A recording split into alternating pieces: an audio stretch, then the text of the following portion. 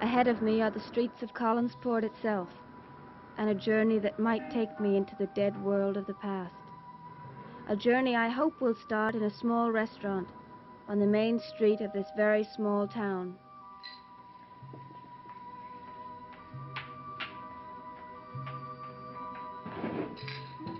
Hi, Bert.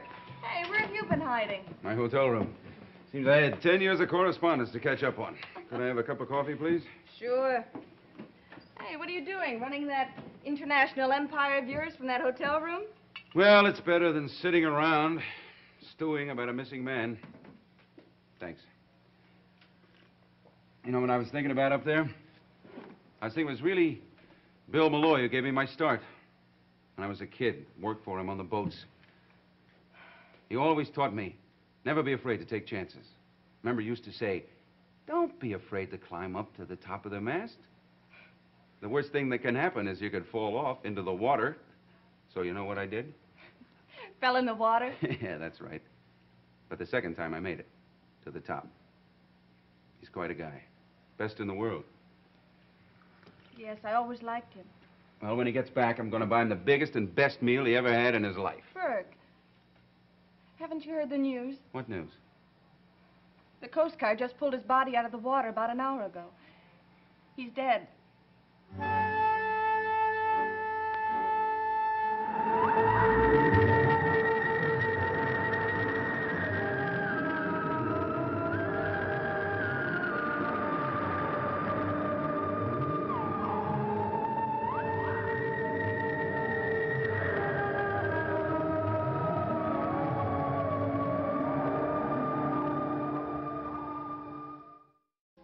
Look, all I want to do is speak to the sheriff and find out... Well, can you tell me anything about Malloy? What about his deputy? Is he there?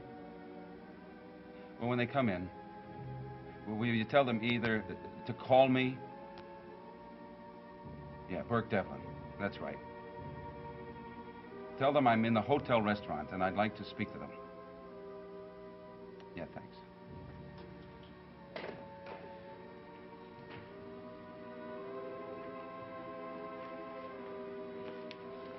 Did you learn anything? No. Sheriff's not there. The guy there doesn't know anything, or else he's been told not to say anything. It's the same thing. Bill Malloy dead. It's hard to believe. I'll get you some hot coffee. You know, funny thing, Maggie? I have expected something like this. But now that it's happened... Thanks. Burke, I'm sorry I broke it to you that way. He was a rare man. One of the very few honest people I ever met in my life. I guess that's why he's dead. You talk about honesty as if it were a disease. It can be, sometimes. Sometimes. Sometimes you want to be fair, straightforward. Say what's on your mind. People don't care what you have to say.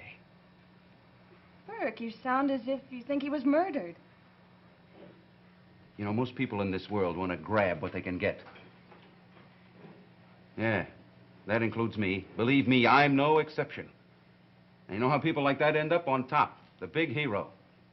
And someone like Bill Malloy is only looking for truth and honesty. He ends up with his face down in the water. Burke, I can't agree with that. Honesty didn't kill Bill Malloy. It was something a lot more simple than that. Like what? Like the fact that he never learned how to swim. He fell in the water and drowned. That's all. Do you know that for a fact? Well, how else could it have happened? Does your father know that Bill Malloy's body's been found? Yes. And I suppose he was as shocked as I was. Pop took it pretty hard. They became good friends while you were away. They did, huh? Burke, remember all the laughs we used to have when you came to the house? That was a long time ago, Maggie. We had good times, Burke. All of us. I think I'll try the sheriff again. Burke. If Mr. Malloy didn't just drown, then what do you think did happen? I told you he had a fatal disease. Honesty.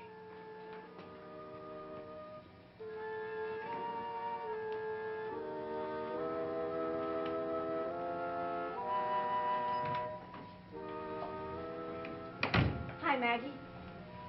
Hi, Vicky. Was that the best you can do? Hmm? Here I come into town to have a nice lunch with you, and what do I find? You act as if you couldn't care less. It's not a very cheery day. You know about Bill Malloy. It's awful. Vicky, up in Collinwood, what did they think that happened? Oh, was he in? No. No, he wasn't there. Deputy didn't say it. Didn't seem to know anything either. Hi, Vicky. What are you doing down from your ivory tower? I came down for lunch. How are you, Burke? I felt better. Have you heard about Bill Malloy? We were just talking about it. I guess they're doing a lot of talking about it up at Collinwood. It's terrible. You know, Mrs. Stoddard was very fond of him. So was Carolyn. And Roger Collins. How did he take the news? How would you expect? He was very upset. I'll bet. What makes you say that? Why, it was even his idea to close down the plant for the day. That was thoughtful of him. I suppose he also suggested an elegant marble memorial over Bill's grave to the death of honesty. If the sheriff calls, tell him I'm on the way. What did he mean by that? I'm much happier not thinking about it.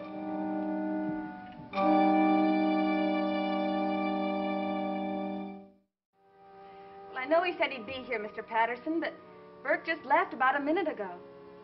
Yes, he said he was going to your office. Mr. Patterson, tell me, what was the cause of Mr. Malloy's death? Do you know yet? No, it's just curiosity. Okay, so I won't ask any questions. I'll read about it in the newspaper. Does that suit you? Yes, sir, Mr. Sheriff. Just don't ask me the secret of my lousy coffee. I can be just as closed-mouthed as you can.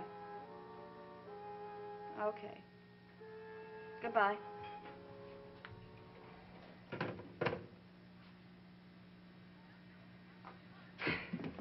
Well, you came in here for some lunch. What'll it be? Clam chowder, lobster roll, hamburger, you name it. We got it. Maggie, why did Burke act that way about Bill Malloy's death?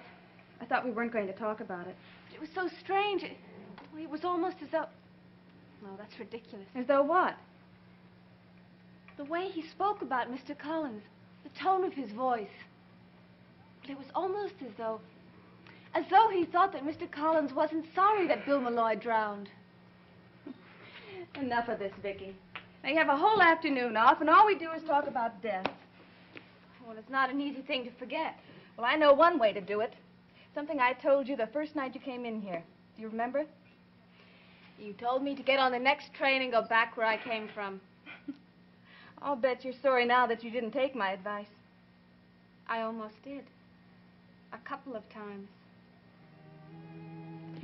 Vicky, ever since I was a kid, we were scared of that big house up on the hill. And that night when you came in here and told me you were going up there to work, I didn't even know you when I called you a jerk. Now that I do know you, maybe I can find some better words. Maggie, it's just a house. Oh, it's a big, dark house with lots of rooms. But that's all. And ghosts. And a kooky kid. And a woman who hasn't been out of that house in 18 years. Now, don't tell me that hasn't scared you at all. I have a job. I work for that family. So did Bill Malloy, and look what happened to him. All I'm trying to say is that it doesn't make sense for a nice gal like you to bury yourself in that spooky joint. I have to. But why? Do they chain you to the beds every night? No. Maggie, I came to Collinsport to find some answers about my past. And I'm not going to leave until I know there aren't any answers. Answers from whom? Well, among other people, from your father. Sam Evans, Harry. That's right. Just keep an eye on him so I know where he is. No, I don't think he has any reason to run. I just don't want to waste time looking for him if I want to talk to him. And, Harry, try not to be too obvious about it, will you? Good. Now, what about the tide charts? Are they finished yet? Well, you bet I do, as soon as possible. Oh, who? Oh, well, send him in. Right, and, Harry, call the doc, will you? See if he's finished the autopsy yet. Right. Well, come in, Burke. Maggie Evans told me you were on your way over. Well, I'm as anxious to see you as you are to see me. Have a seat. What's the story on Malloy? Only that the Coast Guard has recovered his body. Look, I want to know the cause of his death. That's the only information I want. Well, that's more than I've got. The doc is working on the autopsy right now. How long will that take? Why, are you in a rush? You planning on going someplace? No. Well, I'm glad to hear that, Burke, because I'd kind of like you to stick around for a while. You know what I mean? Just stay right here in town until this little business is cleared up. Let me tell you something, Sheriff. You couldn't get me to leave. I've got a lot of questions to ask. Well, you wouldn't be trying to handle my job for me, would you? If you are, do me a favor. Don't. Sheriff's office. Oh, yes, Doc. Go ahead. Uh-huh. Yeah. Yeah, I've got that. He did, huh? Okay. And that's it, huh? Well, okay, thanks a lot. Yes, I'm afraid you'll have to. 4 copies. Yeah, that's right. We can't avoid the paperwork. Okay, thanks again. Autopsy report? Yep. Sit down, Burke. Well, what did he say? Sit down, will you?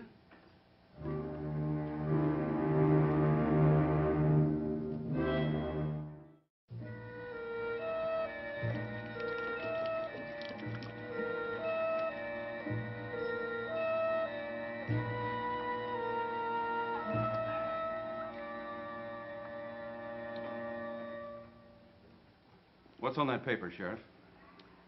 We'll get to that. First things first. You want some water? No. Malloy? Burke? When did you last see Malloy? Day before yesterday. Look, I just want to know the cause of his death. Day before yesterday. That would be the day he disappeared. About what time was that? Oh, I don't know. Somewhere between 8 and 9. At the Blue Whale. He called me and wanted to talk to me there. All right, you met him, and then what? We talked. He left. And that would be between 8 and 9. Yes. And what did you do? Well, I stayed. I had a couple of drinks. What are you after, Sheriff? Information, Burke, like what you were doing between 10:30 and 11 that night. Or anything else you'd care to tell me. Yes, there is something else I'd like to tell you. Did you know that Bill Malloy called a meeting at Roger Collins' office that evening?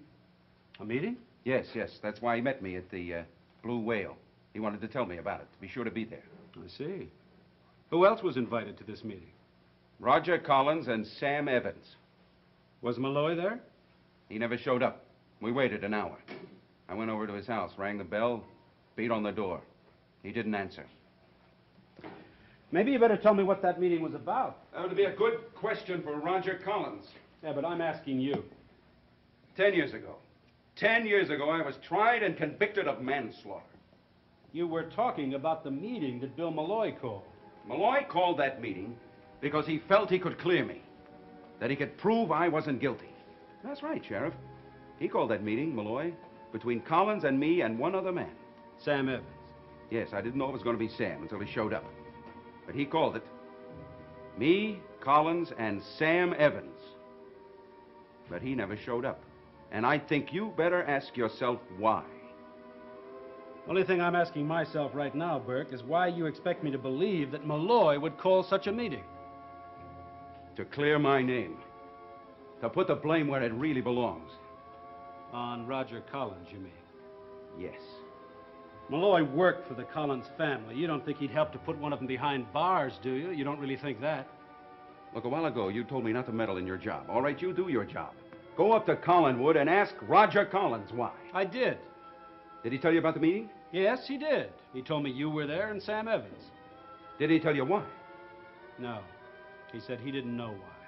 He said Malloy called the meeting, but he didn't have the faintest idea what it was about. He's a liar. Maybe. Maybe not. What about Sam Evans? Have you talked to him? Not yet, Burke. But I will. And then when I told Mr. Collins that I might be having dinner with you and your father, he got very upset and he tried to talk me out of going. Did he say why? No. But maybe there's something about my past that he doesn't want me to learn. But what could my father possibly know about you? I don't know, Maggie. But you see, I was raised in an orphanage, and I grew up always wondering who I was, who my parents were, and all that sort of thing. And then there was the money. What money? Well, money was sent for me every month in an envelope. There was no note, just the money. And the postmark was always the same. Bangor, Maine. That's only about 50 miles from here. I know. That's why I took the job at Collinwood. But how did you know they needed someone? I didn't. I'd never heard of the place or Collinsport, but then I got a letter from Mrs. Stoddard offering me the job. I'd never heard of her either. So you figured there might be some connection? I really feel that the answers are in that house. That in some way, I'm tied in with the family. And you think my father knows something about it? Probably not. But I've got to find out. Well, then let's do it. How about coming to dinner with us tonight? I'd love it. Good. Then that's settled. Now, about lunch. How does clam chowder, lobster roll, and coffee sound? Great. Good. Coming right up. Maggie, there's something I have to tell you. If you hadn't invited me to dinner, I'd have invited myself.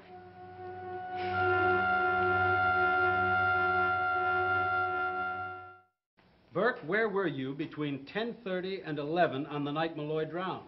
At the Blue Whale. Yeah, but you said you were at Roger Collins' office at 11. That's right. I left the Blue Whale about 10:45 and drove to the Collin Canneries. Could you have left earlier?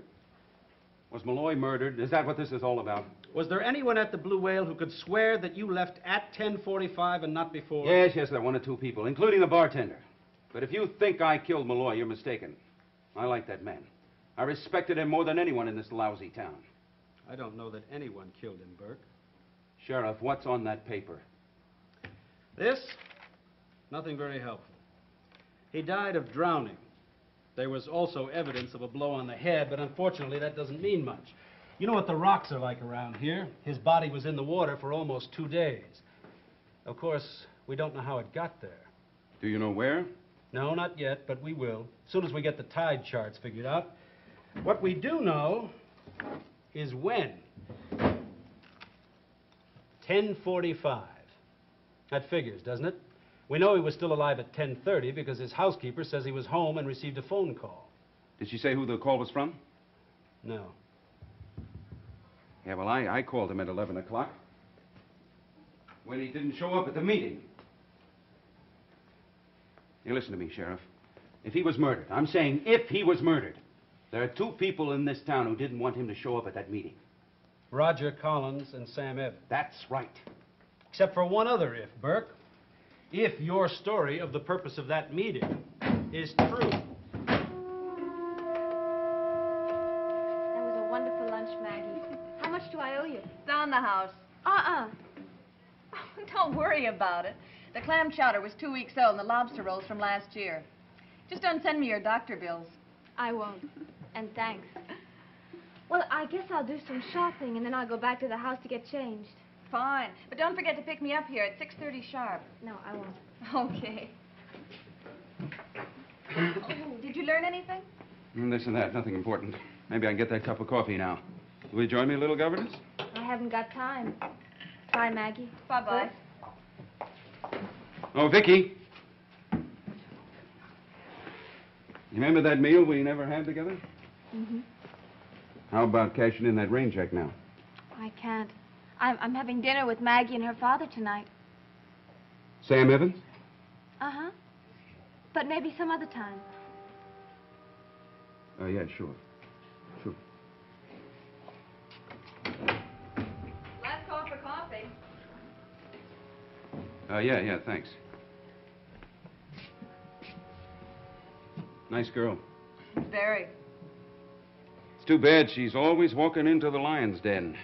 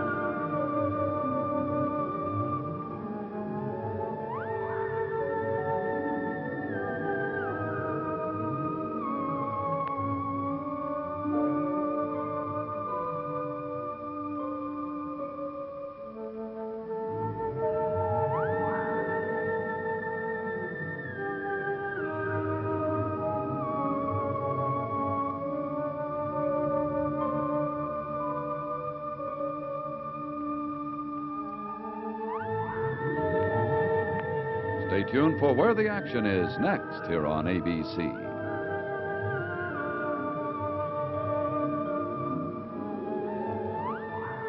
Dark Shadows is a Dan Curtis production.